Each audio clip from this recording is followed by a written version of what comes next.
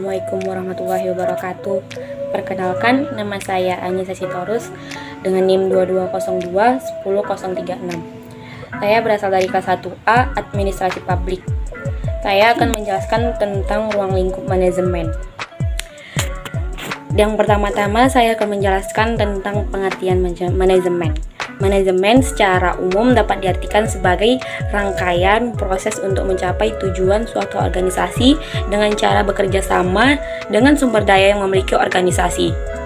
Secara lebih spesifik, definisi manajemen ialah ilmu dan seni perencanaan, pengorganisasian, pengarahan, dan pengawasan terhadap usaha-usaha para anggota organisasi dan penggunaan sumber daya organisasi untuk mencapai tujuan yang telah ditetapkan sebelumnya. Adapun pengertian manajemen menurut para ahli adalah proses perencanaan, organisasi, koordinasi, dan kontrol pada sumber daya agar tujuan tercapai secara efektif dan efisien. Maksud dari efektif di sini adalah untuk mencapai sesuai rencana, dan efisiennya adalah berarti manajemen dilakukan secara cermat, terorganisasi, dan tepat waktu. Dan yang kedua adalah ruang lingkup manajemen. Ruang lingkup manajemen dibagi menjadi 3, yaitu planning atau perencanaan. Kegiatan ini adalah pekerjaan manajemen di awal yang isinya berupa merencanakan tujuan dan proses yang harapannya akan terwujud. 2. Controlling atau pengawasan. Pengawasan ini berlangsung sampai suatu proyek atau tujuan tim benar-benar terwujud. Ruang lingkup ini memakan waktu yang sangat lama. Dan yang ketiga, closing atau penutup. Ruang lingkup ini adalah manajemen melakukan berbagai bentuk evaluasi dari apa yang ia dan timnya kerjakan. Dan yang ketiga adalah fungsi manajemen. Adapun fungsi manajemen yaitu perencanaan atau planning. Planning atau perencanaan merupakan fungsi yang paling mendasar dalam sebuah manajemen.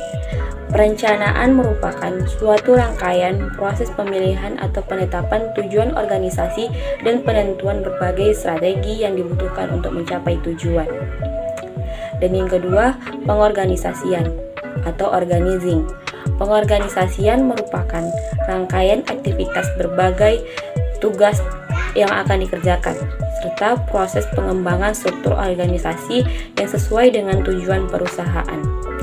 Fungsi ini juga bertujuan untuk membentuk sebuah hubungan kerja di perusahaan yang memastikan agar semuanya dapat berjalan efektif untuk mencapai tujuan perusahaan. Yang ketiga, staffing. Fungsi ini berfokus untuk menetapkan sumber daya perusahaan di tempat yang paling tepat sesuai dengan bidang keahliannya. Fungsi staffing ini juga tidak hanya masalah tenaga kerja saja, melainkan seluruh sumber daya dalam perusahaan. Hal ini termasuk peralatan, inventaris, maupun sumber daya lainnya. Dan yang keempat, mengarahkan atau directing. Directing bertujuan untuk mengarahkan atau mengendalikan agar dapat meningkatkan keefektifan dan juga efisiensi kerja agar lebih maksimal. Selain itu, fungsi ini juga memastikan adanya koordinasi dan kooperasi dari setiap bagian agar terciptanya harmonisasi dalam lingkungan kerja. Yang kelima, pengawasan atau controlling.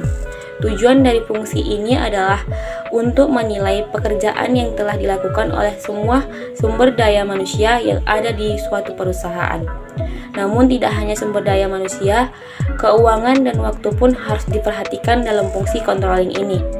Hal ini supaya pekerjaan bisa selesai dengan tidak melebihi target waktu dan budget yang digunakan untuk melebihi dari rencana yang telah dibuat sebelumnya. Sekian dari penjelasan saya, lebih dan kurangnya saya mohon maaf. Wabillahi taufiq wal hidayah. Wassalamualaikum warahmatullahi wabarakatuh.